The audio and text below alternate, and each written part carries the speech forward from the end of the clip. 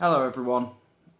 This week in professional wrestling we lost a true legend, a creative genius, and someone who defined a generation of creativity. This week we lost Bray Wyatt. He passed away at the age of 36, leaving behind 4 wonderful children and a loving partner and an industry full of fans who thought the absolute world of him. This week we were going to do a video saying what's to come with FTMN Entertainment. I was going to explain everything that's going to change and everything that's going to be nice and new about it, but I thought this kind of take a precedence, so we're putting that on the back burner for now.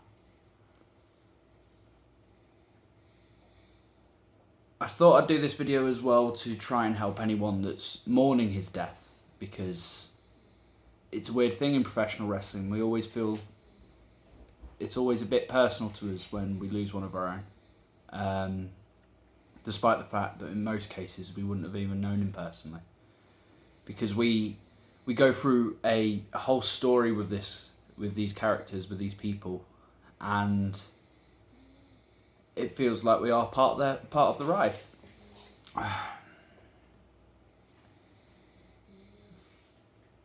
For me, Bray meant a great deal just because he unlocked a love of a certain field of wrestling, all the creativity, all of the spooky stuff, all of that type of thing. And he's an inspiration to me. He always will be. And I know that a lot of you will be thinking the same, despite the fact that wrestling can be seen as a bit taboo to talk about with a random group of friends or something like that, so people won't understand. But what you need to know is you're not alone in this mourning process. You're not alone in missing him and being upset, because you've got, especially nowadays, we've got such a huge community, everyone to share stories, to share happy memories, to share fondness of certain people or whatever. So the main thing of this is you're not alone. There are people out there to speak to about this and mourn with, and hopefully we can all get through this together. I want to try and uplift it now and just talk about some of my favourite memories of Bray Wyatt as kind of a tribute, because that's what we need to do. We need to smile at the memories. We can't be willowing in what was to come, what was with the Wyatt Six, well, what we're missing out on. We've got to celebrate him. I'm going to start off the bat and say that my best memory of Bray Wyatt and The Fiend was when I was at the Raw where The Fiend was revealed on the Titantron. I was there with Ryan McQueen, who was absolutely battered at the time. And he was scaring the hell out of a small child in front of us, because he kept telling him that this Fiend, this character, was going to get him. It was just a random kid with his dad. His dad was absolutely killing himself at this, but no, I thought it was absolutely amazing, and to be able to be there in the flesh and see it was in London at the O2 on Monday Night Raw was absolutely fantastic. The Fiend was and is one of my favourite characters ever. I thought it was awesome. I loved the alter ego side of it. I loved how ridiculous the Firefly Funhouse was. It was just absolutely insane. And I've got to give credit to Alexa Bliss as well for the amount of good stuff she managed to pump it through that, especially during the pandemic times. And it was just so good, wasn't it? It's like how it just come and destroy people. My favourite match of that has got to be Bray versus Daniel Bryan at Royal Rumble. 2020, would it have been that one? I think it would have been that one, yes. I thought that was awesome. I thought that match was incredible, the story they told, and I think that's an underrated one that doesn't get spoke about enough. And away from that, we've also got to talk about the cinematic matches he did, because if he didn't usher in that era, the Ultimate Deletion with Matt Hardy, with Woken Matt Hardy, that was fantastic. Mower of Lords. It was brilliant. It really was.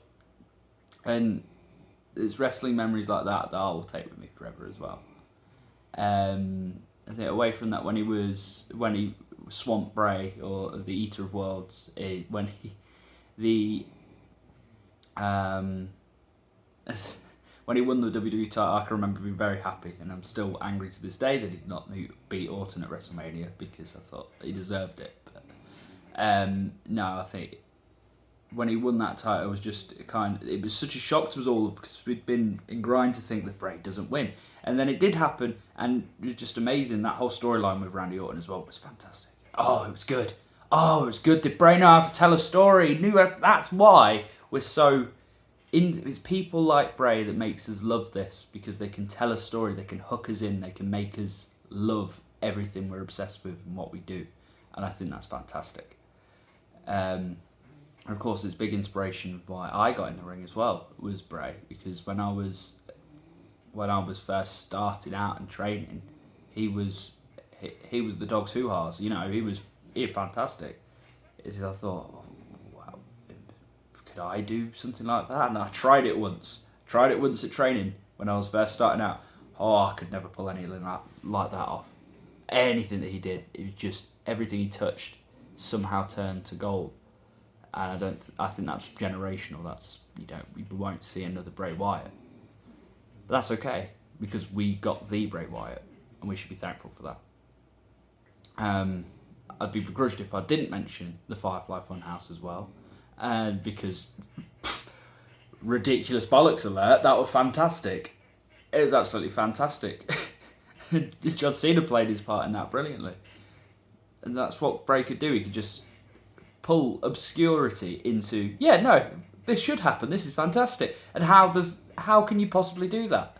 Like, it's just amazing. And even doing this kind of cathartic for me, because, well, I get to speak about one of my favourite wrestlers ever. So, I will bring back something that my fiance said to me when I told her about Bray's passing.